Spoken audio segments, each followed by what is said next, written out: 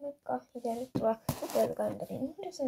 luukkuun, eli tehdään tälle keppi, joka tehtiin eilen. Eli kepitetään tää. Tehdään nyt tämmönen pikku aukko, hetkinen. Niin tommonen, se ei kyllä varmaan näe, mutta siinä on semmonen pikku kolo siinä aika keskellä, johon sitten nää keppiä, niin tähän tarvii keppiä, kepparia. Lankaa. Vielä samanlaista kuin tämä harja on, ja sitten voi ottaa myös jotain nippusidettä tai jotain teippiä. Ei mieluiten tai muuta teippiä, jos ottaa niin teippiä niin kuin kesaria. Eli kun me tehdään nyt toi kolojuska, niin sitten laitetaan tää keppi sinne. Tää on tosi pitkä tää keppi. Tää pitää varmasti lyhentää jossain vaiheessa, koska mä haluan sitä oikeasti kisapeli. Ja joo, tää on tosi nopea tää video, että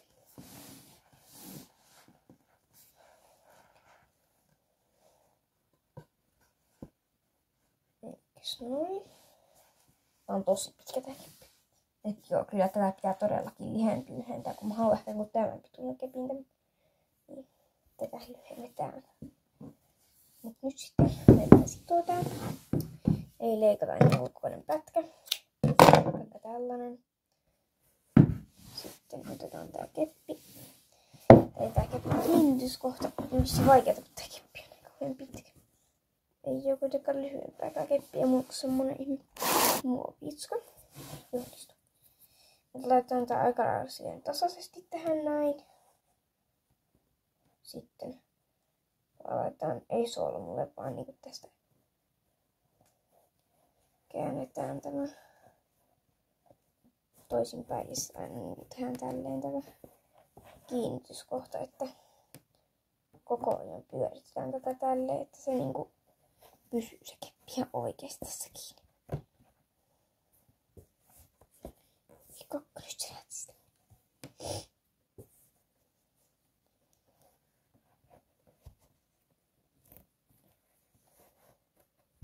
Ja sit se lähtee kohti.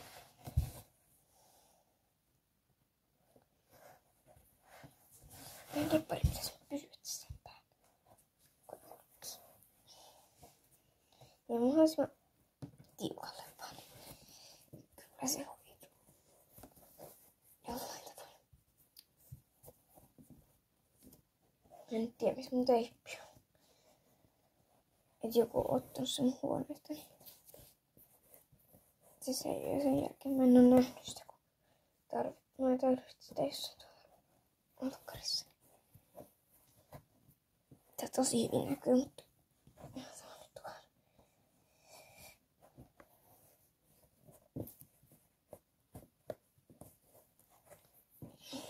Nyt teen tän nopeasti tän kepin kiinni tähän kokonaan. Sen on kokonaan tälleen suht hyvin. Kohta ei pääsin tällä ratsastamaan, mutta mä kuitenkaan sillä ennen sitä ratsasta. Mä laitan silleen sormittua pari kertaa, sopii tää harja. Mä laitan varmaan tuolla nyt ketään, joka vois mua auttaa, niin mä tiedän, että näin. Mahdollisimman tiukka solmu. Leikataan. Ja näin pitkä tää keppi. Näin korkealla. Eli siis tähän tuli tällainen, ja jos laittaa maahan, niin tää on oikeesti aika korkea. Jos on niinku koska tää on niinku peruskoinen tää ovi. Niin, joo. Jos tietysti se on tallissa tai mutta mä joudun menemään sitten kuitenkin sinne, kun mä käyn hakemassa sitä nippusidettä, koska mulla ei oo teippiä, niin joo, mutta tämmönen se on nyt. Niin se pysyy sillä. Eli tommonen aika pitkä. Nyt mä menen hakevaksi nippusidettä tohon kepin kiinnityskohtaan. Tää on tosi sepä. Jos niinku johonkin jaksoon yhtäkkiä toi keppi vaikka lyhenee, niin sitten mä oon vaan leikannut sen. Eli mä vaan yksinkertaisesti niinku sahaan jostain tästä. Et siitä tulee niinku paljon lyhyempi. Joku tällainen ehkä sopiva tai tämmönen. Niin joo. Joo, mä hain 3 nippusidettä. Joo. Siihen. Joo. Ja nyt sitten lähdetään nippuside ja laitetaan se tästä kepin ympärille. Mahdollisimman tiukalle. Tietysti. Ja tuonne ihan ylös yksi.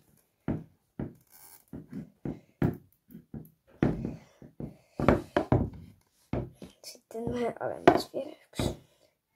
Niin sitten.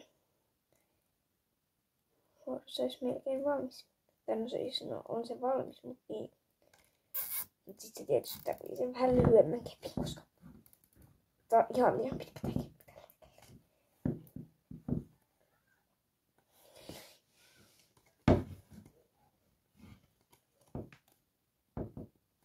Innekoten ollenkaan.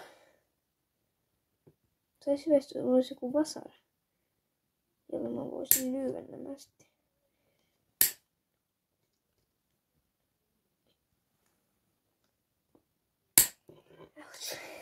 Kipeästi, kun se lähti lentoon.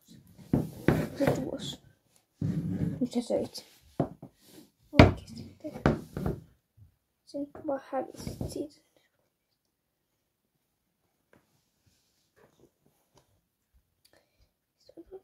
Tässä. Tuossa. Ja tuossa.